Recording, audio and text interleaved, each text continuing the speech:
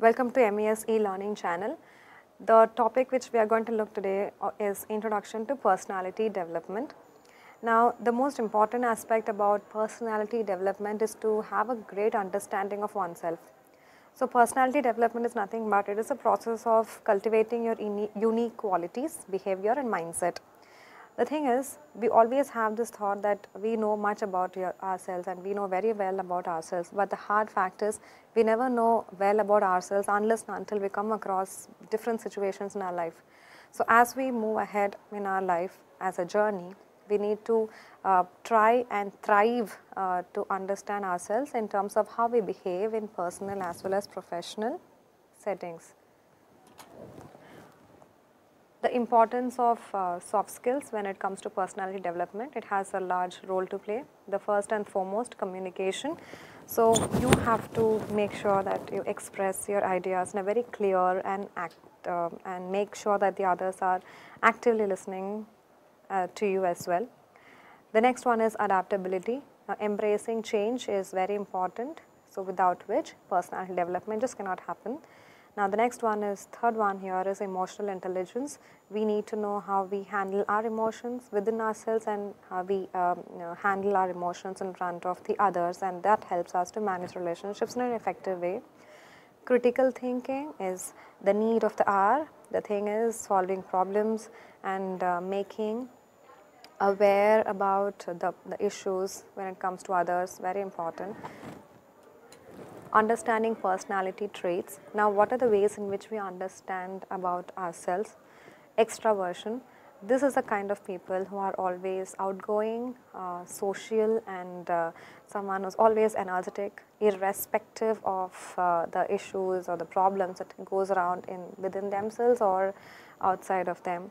Conscientiousness, which means these are the kind of people who are always organized, very much detail oriented, like they have their own way of doing certain things and they expect the others who are with them also to behave the same manner.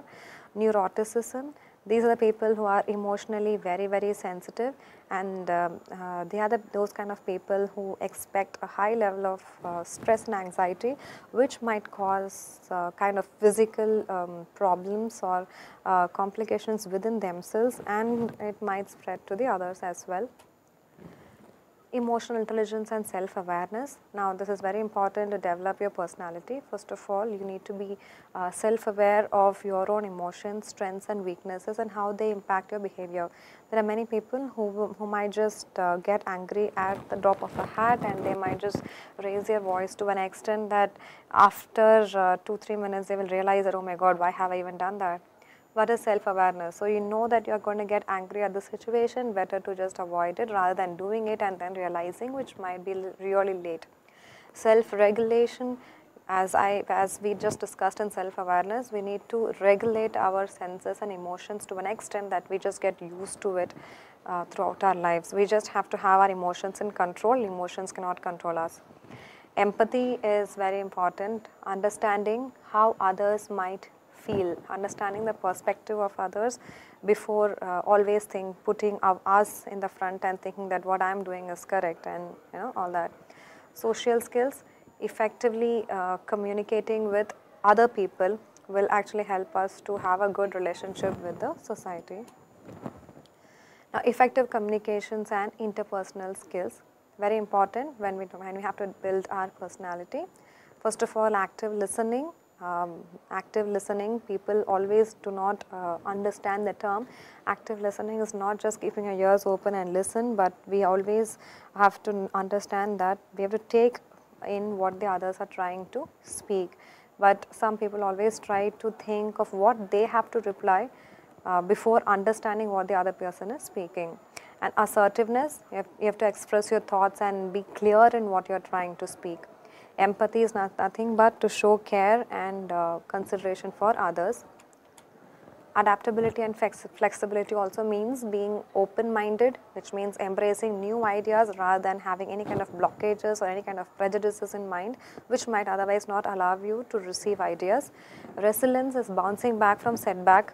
very important. Not all of us can have our lives going on smooth sailing without any kind of a problem. We always have our own setback, but it's good that we figure out the way that we can bounce back and create a positive attitude among us, and that in turn will help to create positive attitude among the other people as well. Continuous learning, very important point here, because learn, unlearn and relearn is the concept that we have to always understand. It's not like there is nothing called as saturation to learning, hence we can expand our knowledge and keep learning as well. Leadership and teamwork. So leadership and teamwork doesn't mean you have to follow all these points only if you're a leader. It is not like that. It's about at any given point of time, we are given a position where we are in a position to decide, delegate or do give work and etc. We need to be confident of the choices that we are making for our team. Delegation is, it's definitely an art, because we need to have a good understanding of our teammates in order to understand what to delegate to whom. Collaboration is working together and not just giving any kind of orders. Mentorship is again to guide and support and not just say that this work is given and you just gonna do it. The strategies for continuous personality growth. This is a concluding part of this particular one. So it is like, first of all, self-reflection. Without understanding ourselves better at the exact duration, we might not even know who we are. So we have to always keep evaluating ourselves, our strengths, area of improvement. This will give scope for us to learn more about ourselves.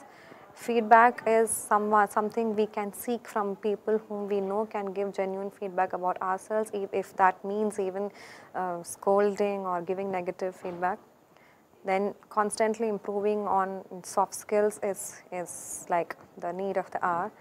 Exposure to challenges makes us feel confident about ourselves, and being in a comfort zone never helps us to develop. So being in a comfort zone is always good, but we have to, if we have an opportunity to expose ourselves to challenges, we can do. Otherwise, we really have to chase places or chase opportunities which just makes us come out of our comfort zone, which will help us realize more about ourselves.